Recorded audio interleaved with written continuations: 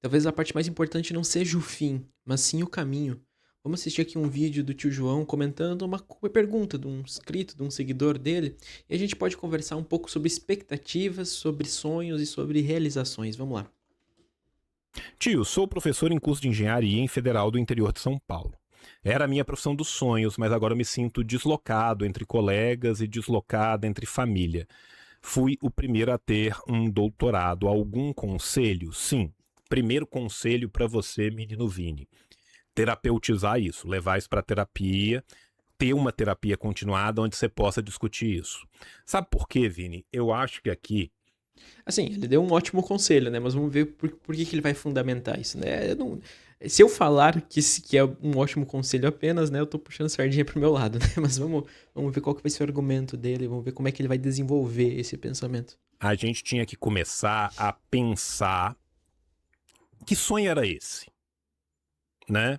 Porque olha só, você tinha um sonho, você em tese realizou este sonho, mas a realização deste sonho tá te causando isso. Vou só pausar um segundo porque a Heloísa respondeu.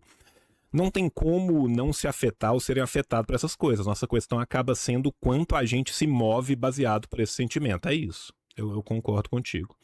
Voltando aqui no C, Vini, Eles estão eu acho comentando que outra você coisa. precisa de pensar que sonho era esse, Uhum. por que a realização deste sonho não é de fato a realização desse sonho, aonde que vai a diferença entre a teoria e a prática. E aí eu vou me permitir dar meus 2 centavos aqui.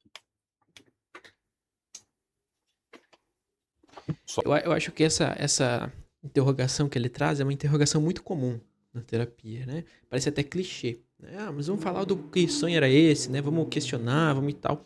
Mas por que é importante questionar, né? Eu acho que essa é a grande questão. Por que é importante trazer essas questões? Porque quando a gente olha para esses desejos, quando a gente olha para esses sonhos, quando a gente olha para essas ambições, a gente não está visualizando só o que aquele lugar é, né? Quando você chega lá, mas o que aquilo vai representar para você e o que aquilo representa na sua história, né? Então, como ele disse ali, bom, o cara que fez o primeiro pessoa com doutorado da família, professor universitário numa federal e tal, a gente já pensa em uma profissão intelectualizada, uma profissão ah, de alto prestígio, né, que é o do professor universitário. Enfim, a gente está pensando em insignificantes que aquilo vai trazendo, né? Bom, isso a gente tem por fora. Mas também é importante entender o que, que aquilo significa na história dele, o que, que aquilo significa para ele, com a família dele. Por que, que ele se sente deslocado da família? Por que que talvez quando ele chegou lá aquilo se deslocou da família dele? O que que talvez ele ser uma pessoa intelectualizada fez com que ele se deparasse com algum sintoma da família dele, com alguma questão que ele tem com a própria família?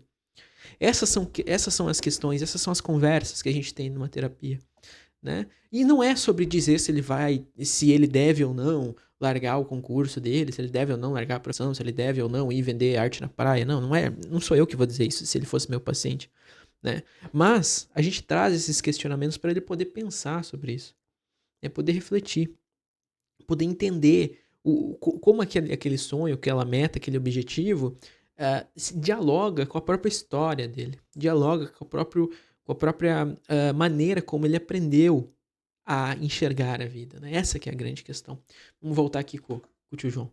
Só vou acender a luz aqui. Olha só, cara. O que eu acho? Eu acho que muitas vezes, cara, é muito diferente o fetiche da realização do fetiche, o sonho da realização prática e material daquilo que foi sonhado. Sabe por quê? Porque sonho, fetiche, é sempre idealizado. Boa, perfeito. A gente está dizendo aqui que qualquer sonho que a gente tem, qualquer ideia que a gente tem, é idealizado.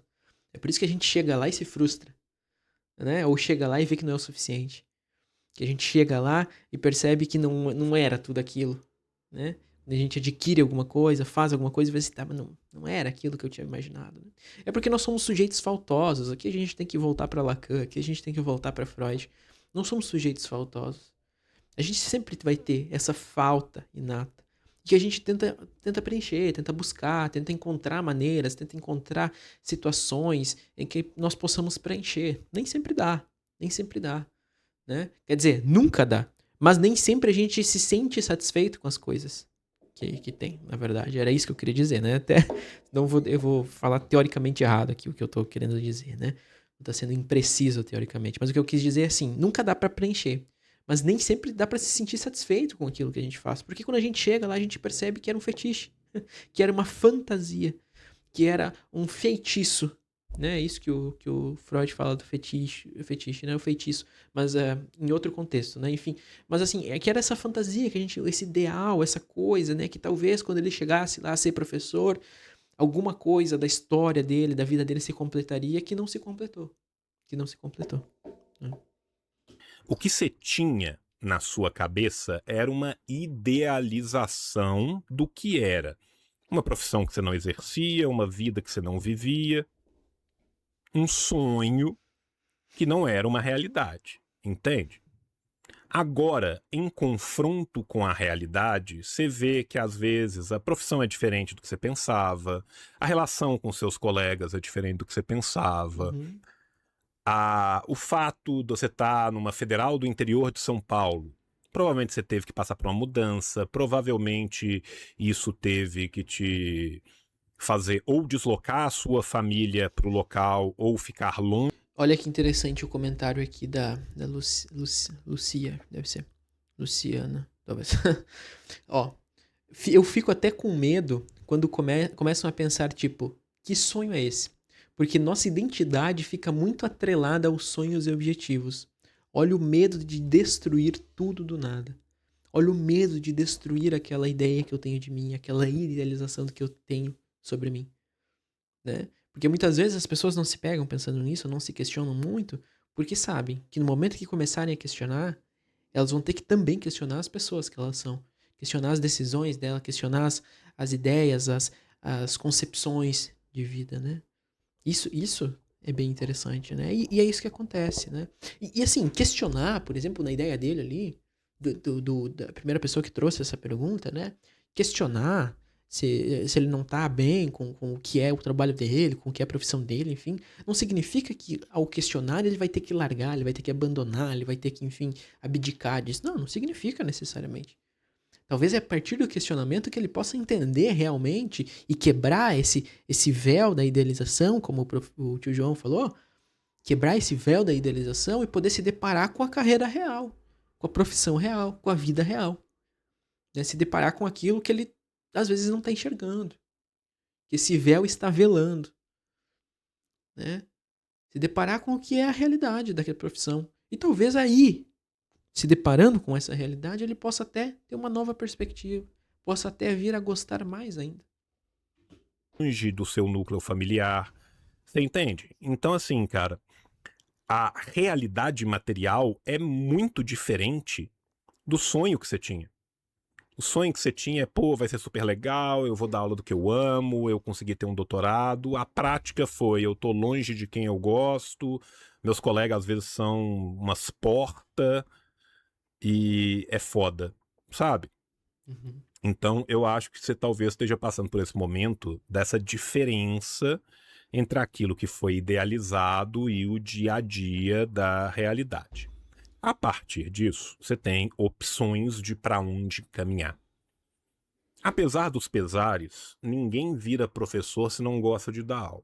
Ninguém vira professor se não gosta de passar o conhecimento que angariou para outras pessoas. Não necessariamente, né? Eu não acho que necessariamente você precisa gostar da sua profissão. Tem pessoas que não gostam das suas profissões, mas são as profissões que a sustentam e tá tudo bem. Né? Claro, você não pode odiar.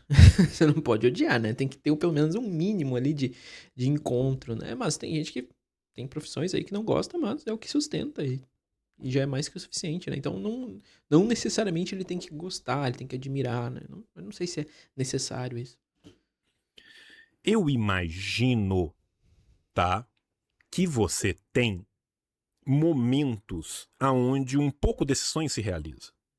Um momento que você está ensinando um aluno e você vê que ele aprendeu, uma pesquisa que você ajuda alguém, uma troca que você tem de aprendizado dentro da faculdade. Vão ter momentos aonde esse sonho é realizado.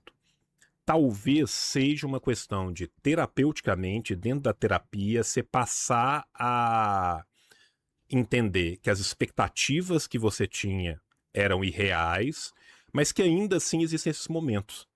E aí, cara, é uma coisa que é difícil, né? Mas, sei lá, eu acho que faz parte muito da vida adulta, que é a gente descobrir que felicidade não é necessariamente um estágio permanente. Não, felicidade, entre aspas, permanente é mania, né? Felicidade permanente é euforia. Né? E mesmo essas não são ilimitadas, né? A felicidade são estados de espírito, né? Assim, então a pessoa pode ser feliz, mas mesmo ela sendo feliz, ela vai ter momentos de raiva, de estresse, de tristeza. Mas no geral ela pode se considerar uma pessoa feliz, né? E ela vai passar por questões que vão deixar ela triste, cabisbaixa, depressiva, sei lá, e depois ela pode se considerar uma pessoa feliz de novo, né? Acho que também tem essa questão, assim. Que felicidade são momentos, que felicidade são lampejos que nos preenchem até os próximos lampejos. Sabe? Quando a gente diminui um pouco essa expectativa e passa a aproveitar melhor esses momentos, as coisas ficam menos doídas e mais fáceis. Mas matar a expectativa é um processo de morte do ego, de morte do self. Você tem que matar um pedaço seu jovial, sonhador, esperançoso, de um mundo maravilhoso. Né? Felicidade e alegria são coisas diferentes. É bem por aí, sabe? E aí é uma forma de você se adaptar e manter. E a outra coisa, cara, assim, é totalmente legítimo, tá? É você virar e falar assim: não é nada disso que eu quero outra coisa pra minha vida. Meu irmão, não tem hora errada de começar de novo, não tem hora errada de você tentar outra coisa. Não, hoje em dia, ainda mais hoje em dia, eu acredito que é mais fácil ainda, né? Você poder, até pelas pressões sociais, poder tentar de novo, né? Poder apostar de novo na vida. A terapia pode ser um lugar desse, da pessoa poder ir lá e perceber que, bom, não é o que eles querem, né? Ou ir lá e perceber, não, tem os seus problemas, tem as suas questões, mas eu consigo contornar isso e achar outras coisas boas, consigo contornar isso e pensar numa vida fora do meu trabalho, consigo entender o que isso significou para minha história, para minha vida, para a história da minha família, né, para essas neuroses familiares que nos seguem normalmente, né? Então eu acho que a terapia pode ser um lugar sobre isso, né? Pode ser um lugar também sobre questionar, sobre repensar, né? Na verdade, a grande maioria dos meus pacientes fazem isso, né? Pacientes que estão na idade do trabalho, pacientes que já trabalharam, né, se questionam, será que eu decidi certo ou não? O que que aquilo significou pra mim? O que que aquilo deixou de significar? O que que eu abdiquei pra ter aquilo? Como eu banquei o meu desejo ou deixei de bancar? A terapia pode ser análise, pode ser por essa via também. Sabe? Se for o caso, se você passar por esse momento de ponderação e falar assim: não é nada disso que eu quero outra coisa, eu quero abrir uma empresinha minha de engenharia, dar minhas consultorias e viver perto de onde estão as pessoas que eu amo. É, Vá. é isso, eu acho que a dica do João é interessante, né? Porque ela pode trazer esse pensamento, né? E por incrível que pareça, essas pessoas não pensam sobre seus desejos, não pensam sobre seus sonhos, não pensam sobre suas metas, né? Por quê? Porque são idealizados, né? Então aquilo é só uma idealização. E se eu pensar muito, aquela idealização se quebra. Eu, eu vou ter que questionar muita coisa na minha vida. Então é melhor não pensar, é melhor não olhar, é melhor deixar quieto. E aí eu me frustro quando eu chegar lá na frente, né? Mas deixa essa frustração lá pra frente. Bom, se você gostou do vídeo, se você achou minimamente interessante qualquer coisa que eu tenha dito aqui, considere deixar um like, se inscrever no canal. E se você estiver aí precisando pensar sobre a sua carreira, opa! Aí, se você estiver precisando pensar sobre a sua carreira, pensar sobre as suas escolhas, ou as escolhas que você deixou de fazer, deixei aqui na descrição do vídeo também o link do meu site, onde você pode acessar e saber um pouquinho mais sobre o meu trabalho e as maneiras de entrar em contato comigo, tá bom? No mais seria isso, agradeço a visualização de todos, forte abraço, valeu, falou e até o próximo vídeo.